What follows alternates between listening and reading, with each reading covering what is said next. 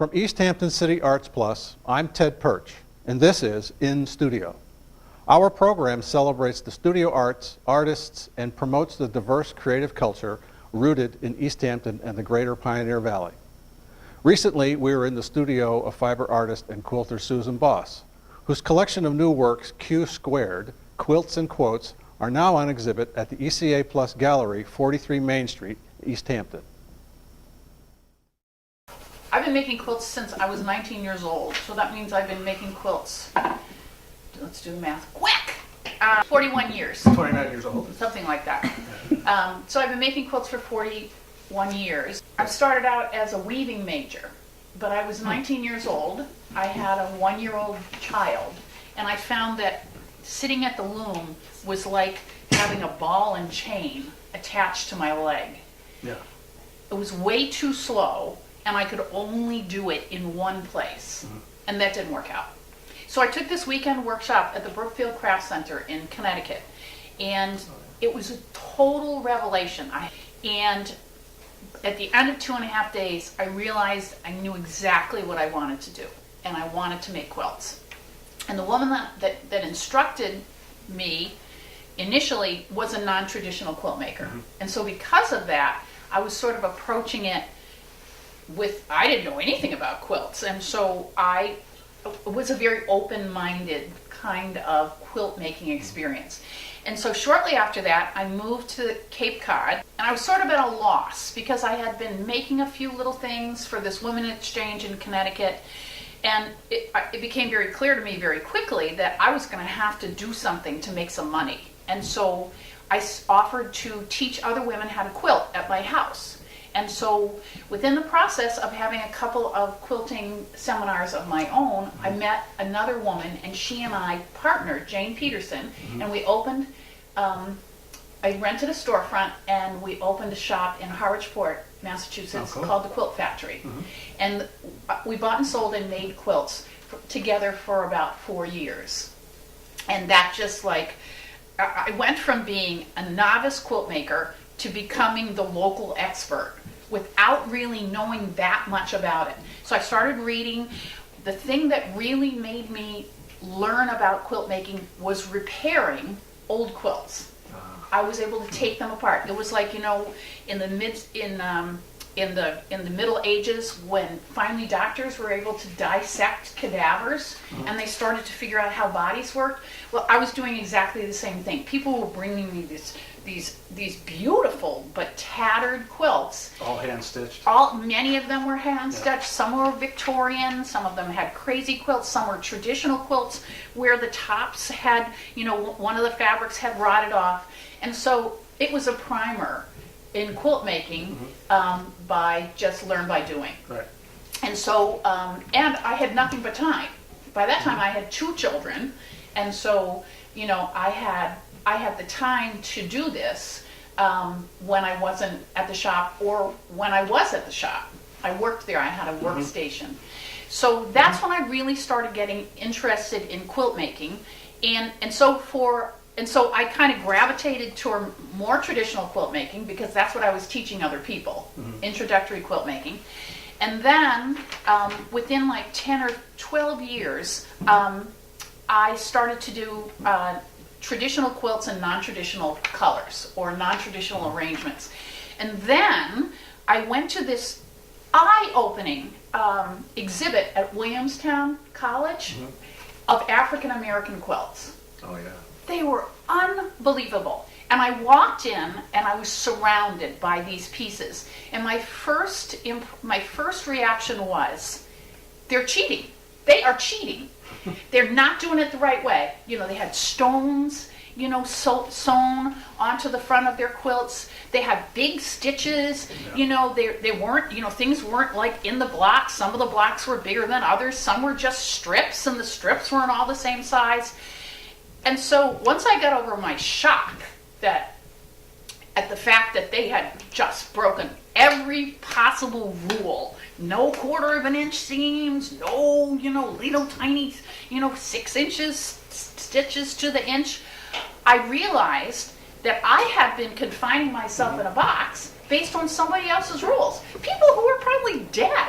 People I had never met who had died and had somehow passed these rules on to me, and I had adopted them without really thinking enough about it. So suddenly the boundaries were whatever you All wanted gone. them to be. Yeah. All gone. And I'm not the only quilt maker Yeah. who went to that exhibit and took away that lesson. It was unbelievable. Yeah. Faith Ringgold, the story of Tar Beach. I mean, it was just a fabulous exhibit. And I decided at that moment, if these women were smart enough to make their own rules, I was going to make my own rules too. And I never looked back. So tell us about the design process that goes on for you while you're working or creating or starting a new quilt. Okay, I do a couple of different kinds of quilts. I do collaborate with my husband, Mark. Yeah. He currently, I'm doing a whole body of work that has language, that's involved in language. And I have been involved in quilt making and language for a long time, but this is a different use of language. And so the quilts that I make right now are fairly organic in that I start in the center and I work out. Sometimes I start with an idea, like I'm going to make a spiral.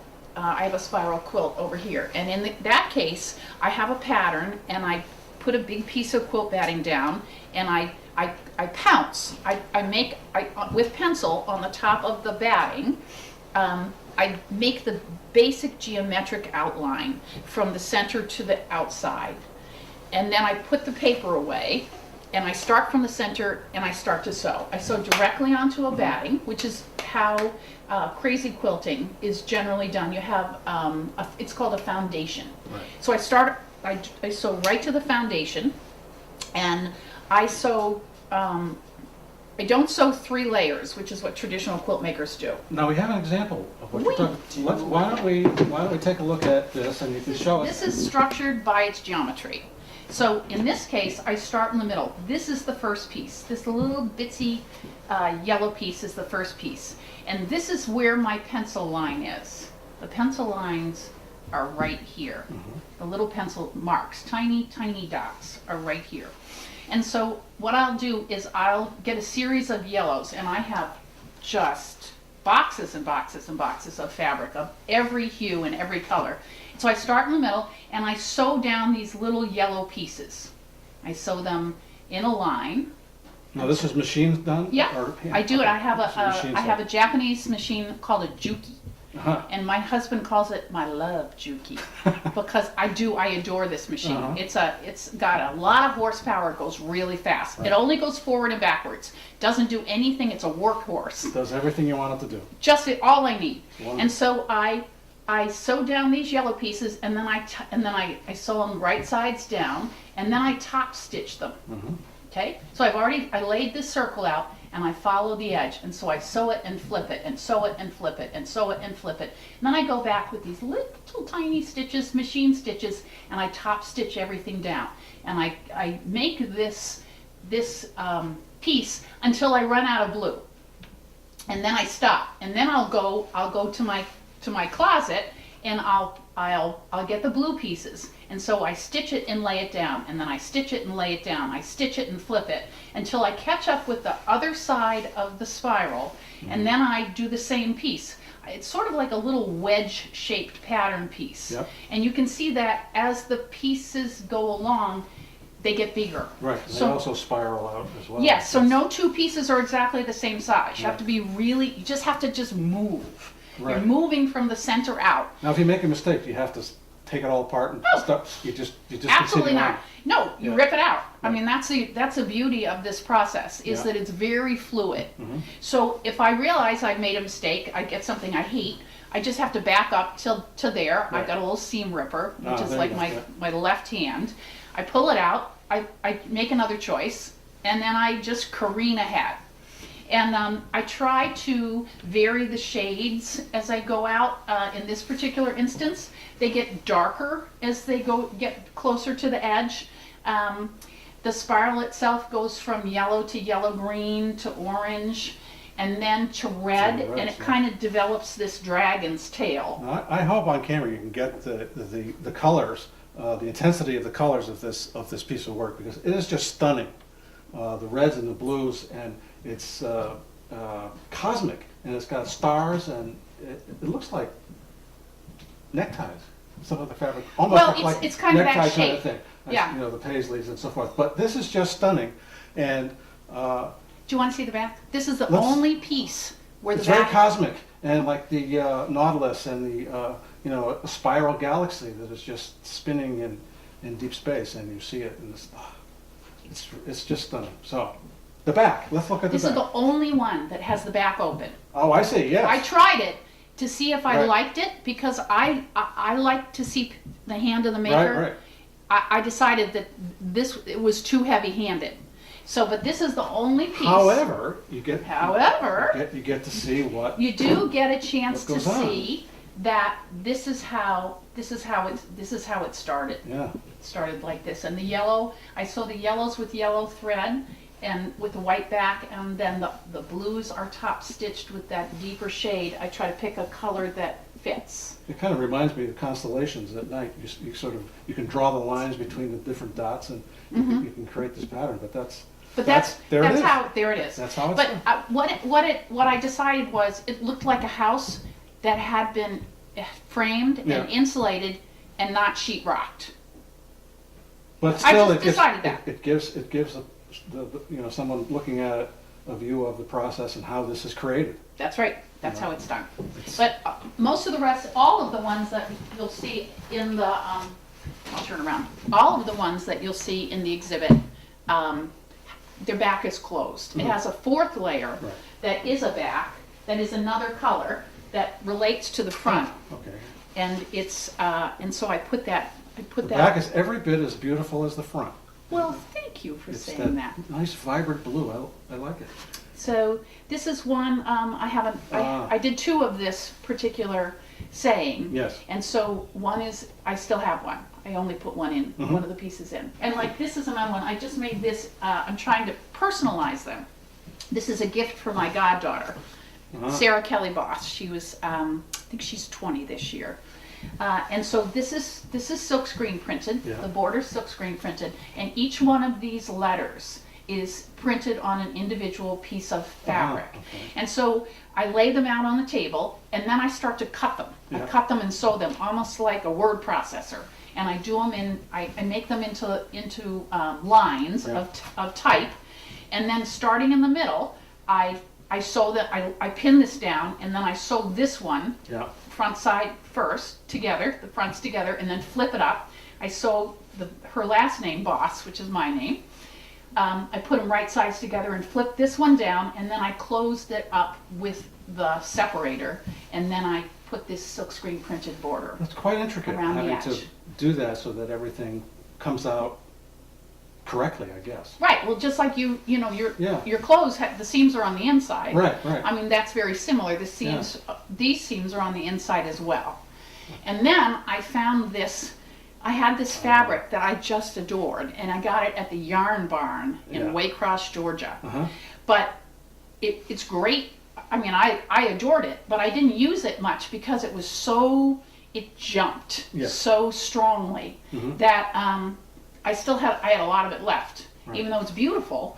But it's so idiosyncratic that I hadn't used it. Right. So these are the kind of things that I started to find at the bottom of my boxes. And these are a lot of the things that I included in this exhibit. Were these?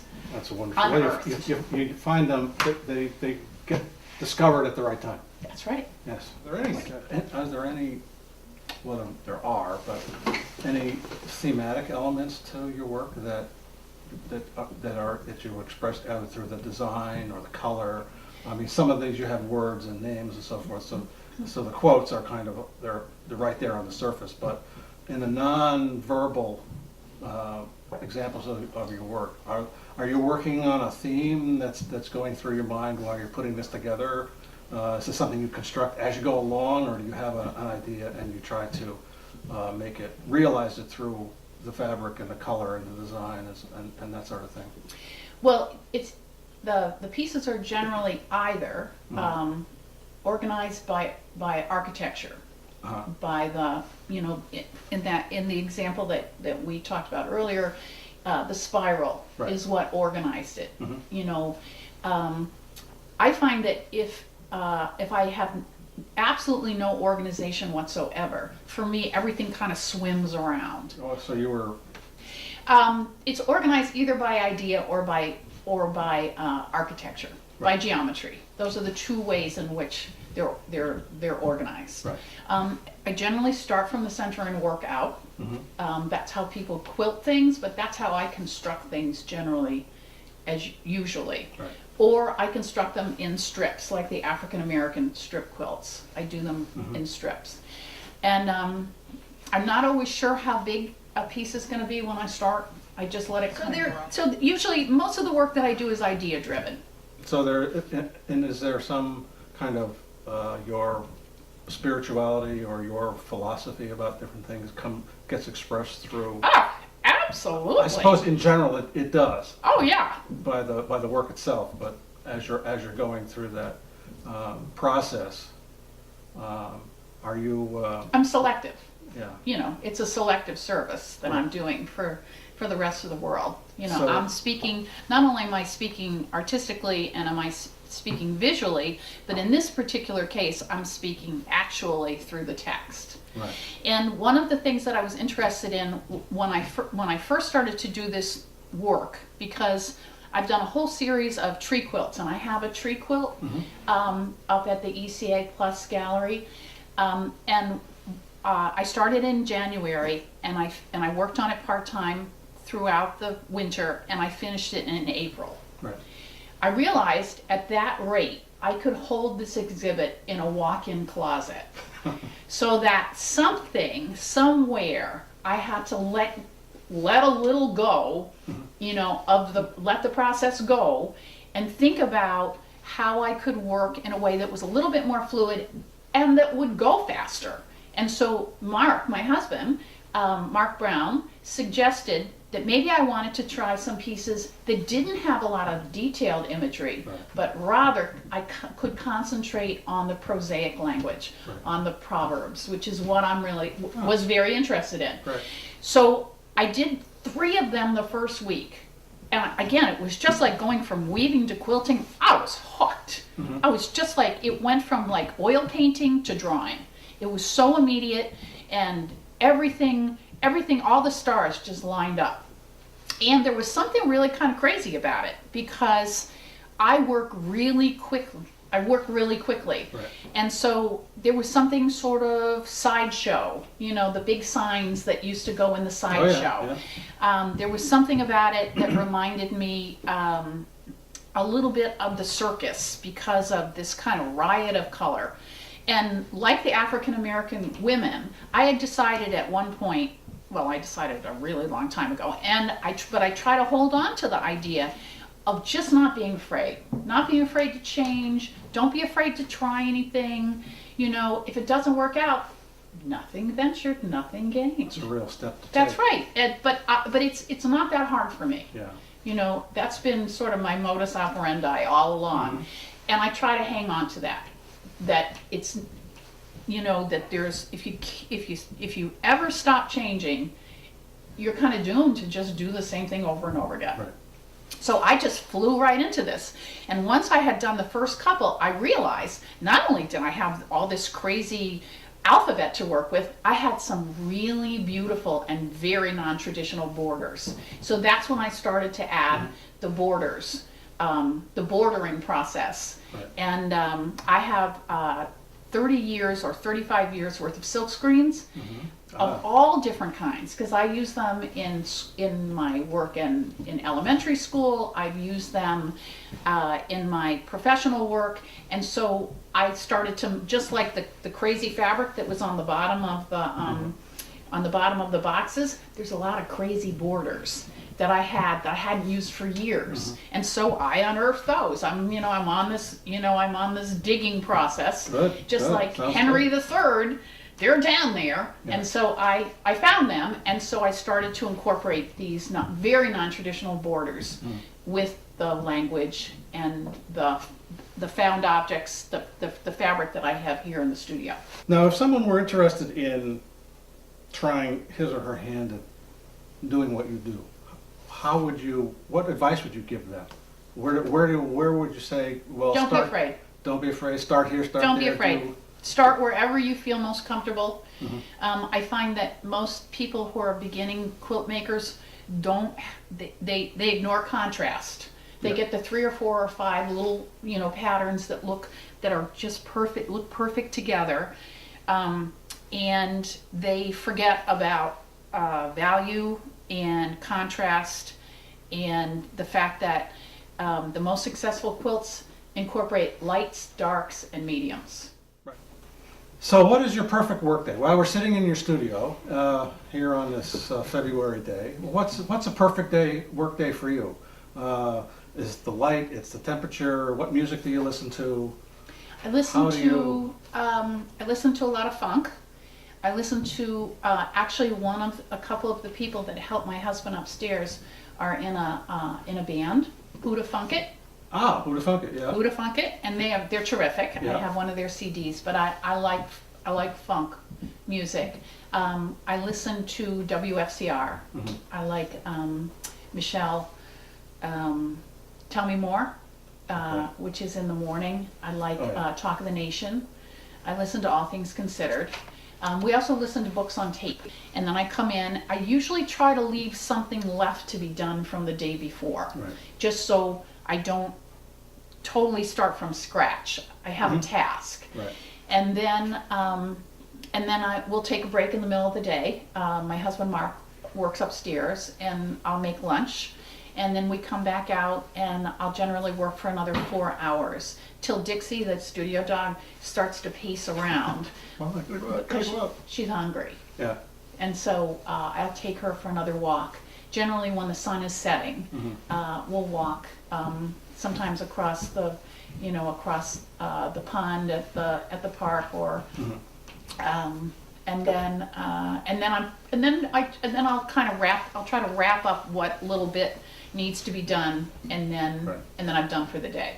I do. So it's a discipline. A lot of younger artists sometimes are a little overpowered by, they may have the initial inspiration and drive, but when it comes down to having to grind it out every day, it gets to be, that would be my dream come true. That's actually. where the discipline comes in. You have to stay focused, and you have to keep moving to through have it. every day to grind it out. Yeah. I have about 3 days a week that are perfectly clear that I can work in the studio, and the rest of the time is much more fragmented. Right. And that doesn't mean that nothing gets done, but it's a lot harder. In fact, that's what I tell my boys and girls. Making something in a 40-minute period, 1 day a week or 2 days a week, is absolutely the hardest way to do it. Yeah. Absolutely. So at my school, at the Leverett Elementary School, boys and girls from 3rd grade on come twice a week for 3 weeks, and then they go to music twice a week for 3 weeks. Because at least when you're going to work on something twice in 1 week, there's a little momentum. Right. Momentum. That's the But word. to start from a stop every single time, that's very difficult. That's very and hard. I'm very sympathetic to younger artists, because most of us are not fortunate enough to make our total living from our work. And so you do have to compartmentalize, and you have to say no a lot. You have to say no to your friends who want to go out to lunch, or you have to say no to a lot of things that would be fun to do, but if you have a goal in mind, or if you're going to have a show, I'm good with a deadline, and I'm good with a commitment. Right. And so having this commitment to this show at ECA Plus has really been good for me, because it's kept me on track. Right. So my last question is, what's the most memorable reaction anyone has ever had to your work? Like surprise, or not necessarily a bad reaction, but good reaction, or some you know, some moment when someone connected to one of your images and made it known to you that this was some sort of, you know, had created some sort of moment for them? Well, actually, when I was doing production work, would often have people come into our booth, and they were in love with it. I mean, it would just meant whatever they were seeing, just you know, intellectually and artistically, just connected with them, and they had to have it. Right. I haven't actually shown work for a couple of years. And often, in the last 10 years, after we stopped doing retail shows, I didn't meet the buyer. So I was dealing through a third party. Yeah. So it will be very interesting for me to meet my audience again and to be able to talk to them. Good. Well, just to let people know, Susan's show, Q Squared, Quilts and Quotes, is on exhibit at the ECA Plus Gallery, 43 Main Street in East Hampton, running from February 5th to February 26th. The hours will be on the website, or we'll list them on the credits at the end of this program. So Susan, thank you very much for inviting us in and spending the time and talking about your work. It's been wonderful, and I hope that everyone gets down to see your work and will be as awed and as inspired as I've been this morning. Thank you. It's been a real pleasure. Well, thank you for coming. Thank you. Well, that's all the time we have for today. Thanks to Susan for letting us in her studio and sharing her art and space. And thank you to East Hampton Community Access TV, East Hampton City Arts Plus for their support, and to you, the viewer, for tuning in. In the weeks to come, we will continue this journey, seeking the truest color, the bluest note, the innermost spirit, and the outermost heart of our city's art.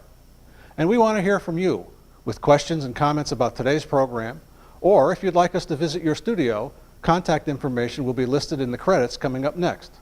So join us next time in studio.